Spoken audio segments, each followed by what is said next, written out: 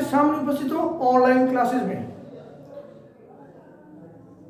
पिछली क्लास में हम Q3 यानी कि उच्च चतुर्थक कर चुके थे और Q1 यानी कि निम्न चतुर्थक जो है वो आज की क्लास में करेंगे।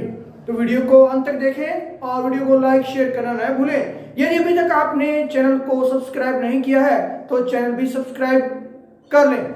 इसी तरीके से अपना रुझान हमारी तरफ बनाए रखें और लगातार स्टडी कर नोट्स भी बनाते रहें। तो चलिए शुरू करते हैं हम आज का टॉपिक Q1 और निम्न चतुर्थक। जो निम्न चतुर्थक के बारे में अध्ययन करने वाले हैं। वैसे जब चतुर्थक के प्रकार मैंने आपको बताया था तब जो है वो चतुर्थक के बारे में बता चुका था कितने प्रकार होते हैं, Q3, Q1 और Q2। Q3 हम पिछली क्लास में कर चुके हैं और आज जो हम Q1 करने वाले हैं यानी कि निम्न चतुर्थक। तो Q1 का अर्थ जानने के लिए आप पीछे की क्लास देख सकते हैं। तो Q1 पहला जो निम्न चतुर्थक का उसका सूत्र देखते हैं तो उसका सूत्र होता है n1 + 1 बटा में 4। n1 + 1 बटा में 4। यहाँ n1 जो है वो संख्याएं हैं कि कितनी संख्याओं में हमारा प्रश्न है, कितनी संख्याएं हैं हमारे प्रश्न में। तो मान लीजिए क्वेश्चन दिया हुआ है ये 2, 8, 12, 0, 7, 9, 11, 10,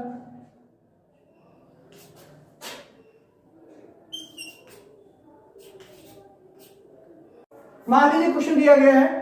तो सबसे पहले इस क्वेश्चन में मैंने आपको बताया था कि इसे आरोही या अवरोही क्रम में जचाना होता है, यानी छोटे से बड़े क्रम में या बड़े से छोटे क्रम में हमें इसे जचाना होता है। तो सबसे पहले हम इसे छोटे से बड़े के क्रम में जचा लेते हैं। सबसे जितनी बार भी संख्या है उतनी बार आप उसी क्रम में लिखनी है। जैसे कि 0 के बाद में संख्या आती है हमारे पास 2 के बाद संख्या आती है हमारे पास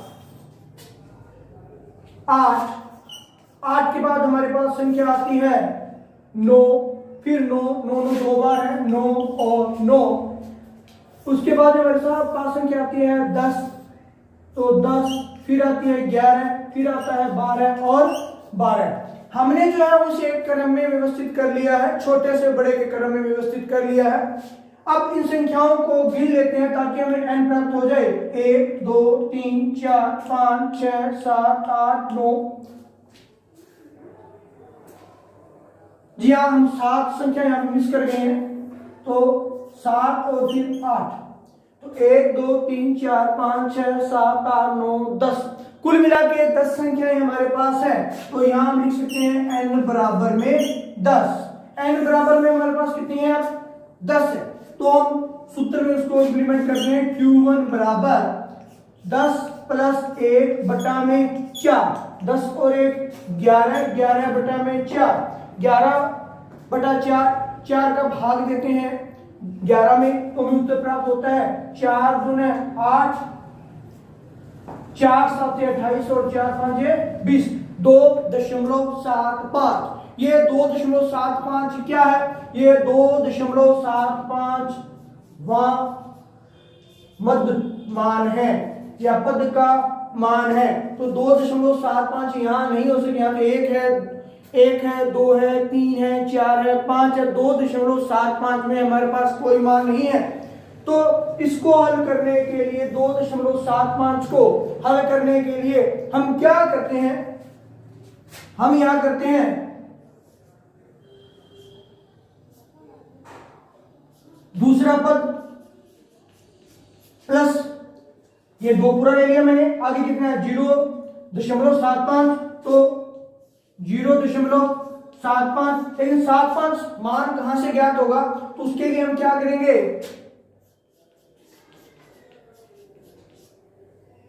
तीसरा पद माइनस दूसरा पद, तीसरा पद माइनस दूसरा पद। तो दूसरा पद यहाँ पे क्या है 1 और 2, दूसरा पद क्या है हमारे पास 2 प्लस 0.75, तीसरा पद हमारे पास क्या है 7 माइनस दूसरा पद हमारे पास क्या है 2। तो 2 प्लस 0.75 और यहां से हमने घटाया 7 में से 2 गए 5, तो गुना में 5।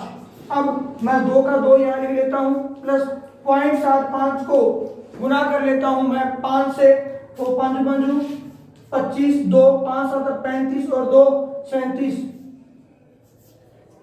1 2 2 छोटे दशमलव था, दशमलव आ जाता है यहाँ, तो ये होता है 3.75 और 2 और 3 5, तो 5.75 हमारा यहाँ पे क्या आता है, उत्तर आता है। आपने स्क्रीनशॉट ले लिया होगा, एक बार फिर से समझिए। हमारे पास एक क्वेश्चन दिया होगा जिसके अंदर अंक होंगे और वो अंक कितनी भी अंक संख्याओं में हो सकते हैं, 10 15 20 25 कितने भी हो, डजंट नॉट मैटर।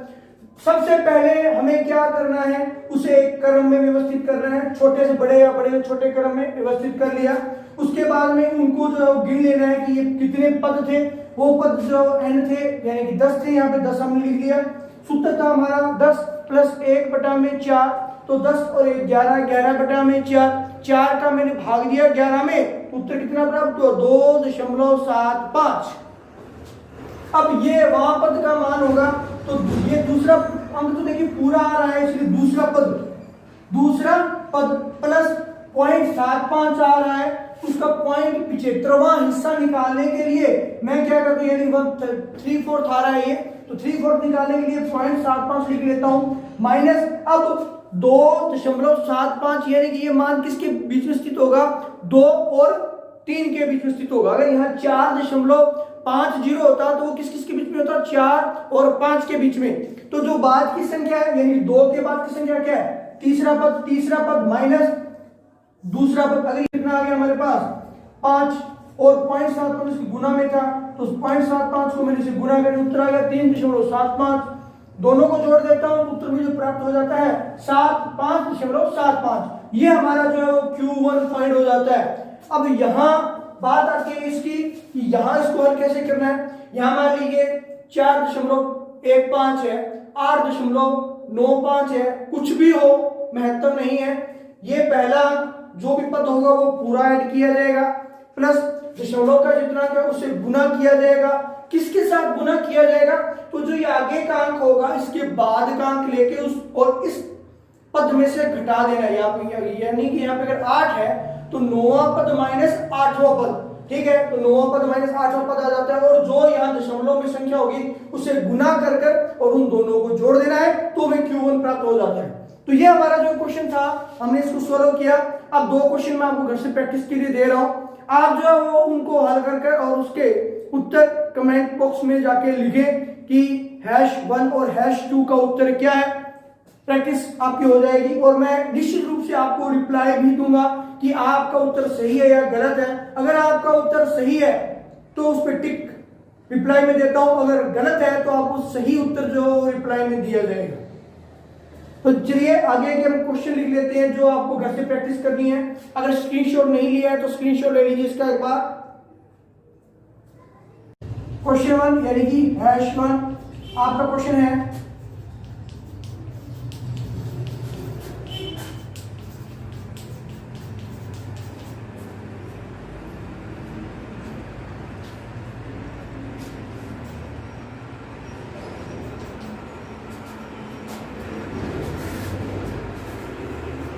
#2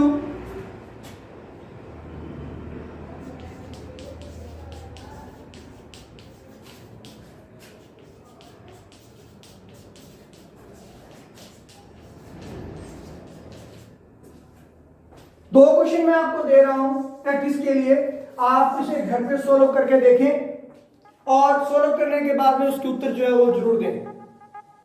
तो आपने स्क्रीनशॉट ले लिया होगा इसका और लिख भी लिए होंगे, तो आप इसी तरीके से हमारे साथ बने रहें।